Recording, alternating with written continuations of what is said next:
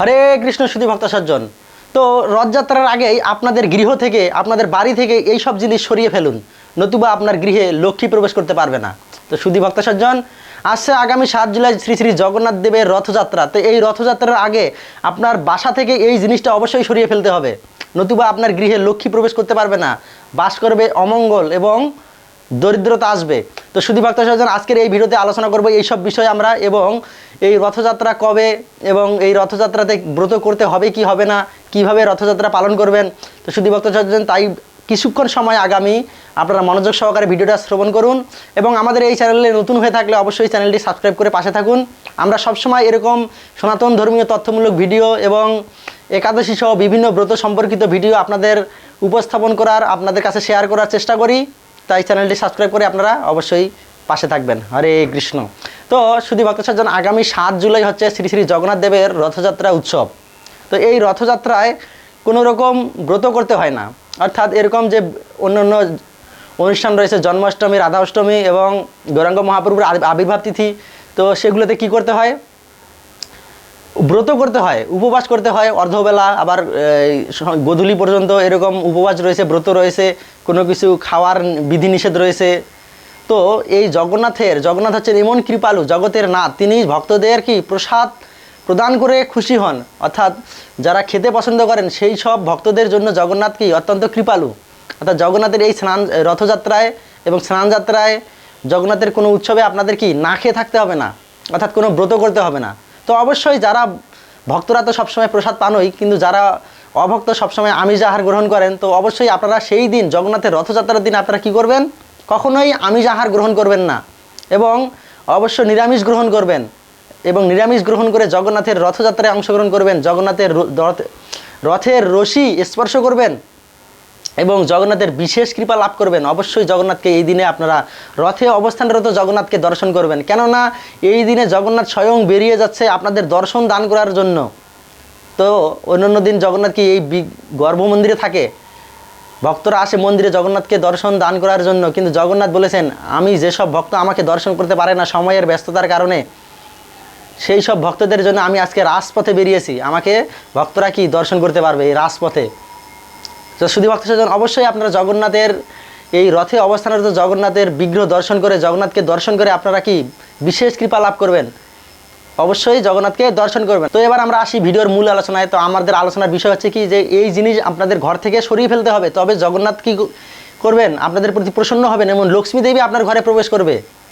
তো জগন্নাথ যখন এই রথে চড়ে বের হবেন, অর্থাৎ জগন্নাথ যখন মাসির বাড়িতে যাবেন, তো তখন কি করবেন? তিনি রথে চড়ে যাচ্ছেন, তো এই যাওয়ার পথে তিনি কি করবেন? পরিদর্শন করবেন, পরিভ্রমণ করবেন, সব কিছুতে দেখবেন। তো যদিও ভগবান অন্তর্যামী, তিনি সবসময় কি দৃষ্টিপাত রাখেন, সব কিছু তিনি জানেন, তথাপি যখন তিনি রথে চড়ে বের হবেন রাস্তা দিয়ে, তখন তিনি সমগ্র জগৎ, তার মানে এই নয় যে তিনি যে রাস্তা দিয়ে যাচ্ছে সেইখানেই দর্শন করবেন। এই দিন, এই রথের দিন জগন্নাথ সমগ্র জগৎ পরিদর্শন করবেন, অত্যন্ত সুন্দর হবে, নিখুঁত হবে, এবং দেখবেন তার জন্য ভক্তরা কি করছেন, তার জন্য।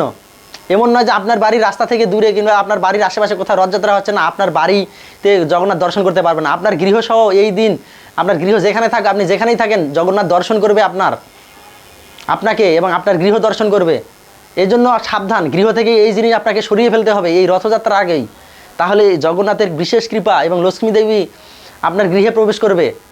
তো যেরকম আমরা দেখি, যখন আমাদের এলাকায় কোনো বড় বড় নেতা কিংবা কোনো মাননীয় ব্যক্তি আসে, মান্যগণ্য ব্যক্তি আসে, তখন আমরা কি করি? অনেক সুন্দরভাবে পরিবেশ করে রাখি, রাস্তাঘাট ফুল দিয়ে সাজাই, এবং কি করি? গৃহ ভালোভাবে সাজাই।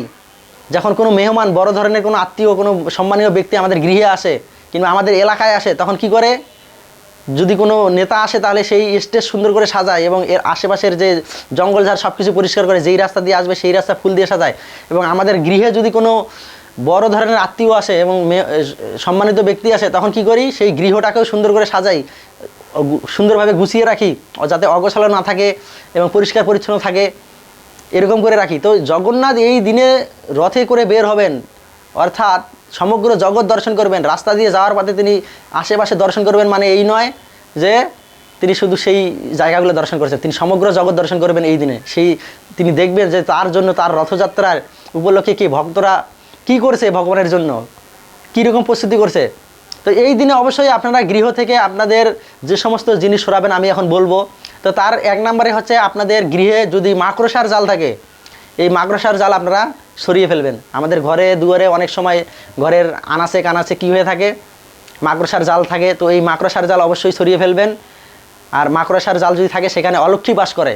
তো সর্বপ্রথম আপনারা এই ঘর থেকে মাকড়সার জাল সরিয়ে ফেলবেন। এরপর আপনারা আপনাদের গৃহে যদি কোনো অপ্রয়োজনীয় জিনিস থাকে, সব ভাঙ্গাচুরা, যেরকম ভাঙ্গাচুরা কোনো ছবি, চিত্রপট, এরপর কোনো মূর্তি, এসব সরিয়ে ফেলবেন। এবং ভাঙ্গা আসবাবপত্র, প্লাস্টিকের কিংবা কোনো বাসনকোসন, এসব যদি আপনার গৃহে থেকে থাকে, এবং ভাঙ্গা ঝাড়ু, এরপর প্লাস্টিকের যে আসবাবপত্র রয়েছে, গ্লাস, বোতল, যেসব জিনিস আপনাদের অপ্রয়োজনীয়, অর্থাৎ আপনার কোনো প্রয়োজন লাগছে না কিংবা ভবিষ্যতে লাগতে পারে এরকমটা নয়, অর্থাৎ আপনার বর্তমানে লাগছে না, এসব জিনিস আপনারা কি করবেন, গৃহ থেকে সরিয়ে ফেলবেন, দূরে ফেলে দিবেন।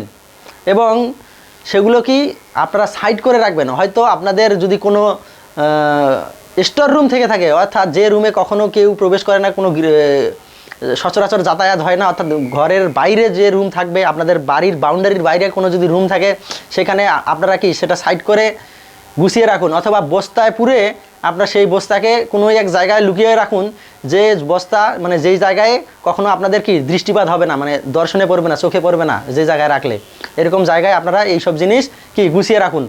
তাহলে আপনার গৃহে কি লক্ষ্মী দেবী প্রবেশ করবেন এবং জগন্নাথ দর্শন করবেন। না, আমার এই রথযাত্রাগুলোকে আমি রাস্তায় বের হবো দেখে কি আমার ভক্ত কি করছেন, সুন্দরভাবে সাজিয়েছেন, পরিষ্কার করে রাখছেন। তো এটা দর্শন করে জগন্নাথ আপনার প্রতি অত্যন্ত প্রীত হবেন এবং খুশি হবেন। তখন কি করবেন, লক্ষ্মী দেবী স্বয়ং আপনার গৃহে প্রবেশ করবেন।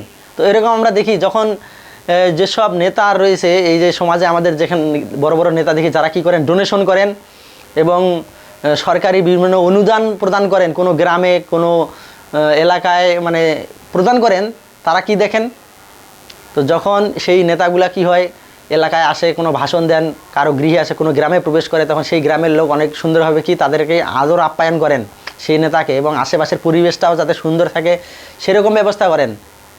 তখন কি হয়, সেই নেতা খুশি হয়ে কি করেন, তাদেরকে তাদের আপ্যায়নে এবং তাদের পরিবেশ দেখে অত্যন্ত খুশি হয়ে তারা কি করেন, সেই লোকদের যে তাদের যে কাঙ্ক্ষিত বস্তু, তারা যদি কিছু কামনা করে, যদি যেরকম কোনো অনুদান লাগবে, আমাদের গ্রামের এই রাস্তাটা ভালো করে দেওয়ার লাগবে, এরকম বলেন নেতাদের, তখন কি করেন, তারা খুশি হয়ে, তাদের প্রতি খুশি হয়ে সেই নেতারা কি করেন, গ্রামবাসীর প্রতি খুশি হয়ে তাদেরকে সেই গ্রামের রাস্তা ঠিক করে দেন। হয়তো একটা স্কুল রয়েছে ভাঙ্গা, সেটা নির্মাণ করে দেন। হয়তো টিউবওয়েল দিয়ে দেন সকলের জন্য জল পান করার জন্য। এরকম করে অনেক অনুদান সরকারি তারা কি দিয়ে থাকেন সেসব নেতারা। তো ঠিক এরকম ভগবানের প্রতি যখন আমরা ভগবানের জন্য কিছু করব, ভগবান অবশ্যই আমাদের যে চাহিদাগুলো রয়েছে, আমাদের যে প্রয়োজনগুলো রয়েছে, সেই প্রয়োজনগুলো ভগবান কি আমাদের অবশ্যই দেখবে। কেননা ভগবান হচ্ছেন অন্তর্যামী, ভগবান দেখবে আমরা তার জন্য কি করছি। আমরা ভগবানের জন্য যদি কিঞ্চিত মাত্র করি, তার ফলস্বরূপ তিনি কি ডাবল কি তিনি দিতে পারেন।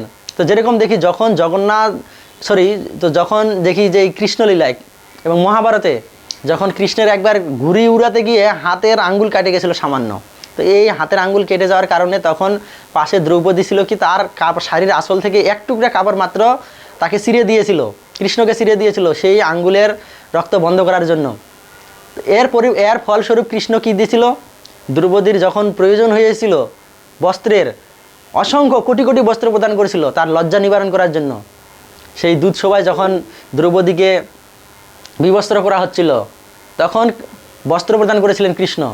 তো তাকে সামান্য দেওয়ার জন্য, সামান্য এক টুকরা কাপড় দেওয়ার জন্য তাকে কি কোটি কোটি বস্ত্র প্রদান করেছেন, যাতে তার লজ্জা কি নিবারণ হয়। তো শুধু ভক্ত সজ্জন, এরকম আমরা যদি ভগবানকে কিঞ্চিত মাত্র প্রদান করি, ভগবানের প্রতি কিঞ্চিত যদি ভগবানের সেবা করি, তাহলে ভগবান সেটা কি আমাদের অনেক অনেক বৃহৎ রূপে ফিরিয়ে দিতে পারেন। তাই আসুন সকলেই আমরা সুষ্ঠু সুন্দরভাবে জগন্নাথের সেই রথযাত্রা উৎসব পালন করি এবং আমাদের যে বিধিনিষেধ রয়েছে, সনাতন ধর্মীয় সনাতন শাস্ত্রীয় বিধিনিষেধ, এগুলো আমরা সুন্দরভাবে পালন করার চেষ্টা করি এবং সুষ্ঠু সুন্দরভাবে আমরা জীবনযাপন করি সনাতন ধর্মীয় রীতিনীতি অনুসারে।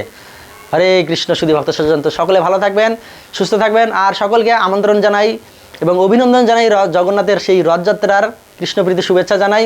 এবং অবশ্যই আপনারা এই জগন্নাথের রথযাত্রায় অংশগ্রহণ করবেন, জগন্নাথের বিশেষ কৃপা লাভ করবেন। এই বলে আজকের ভিডিও এখানেই শেষ করছি। হরে কৃষ্ণ।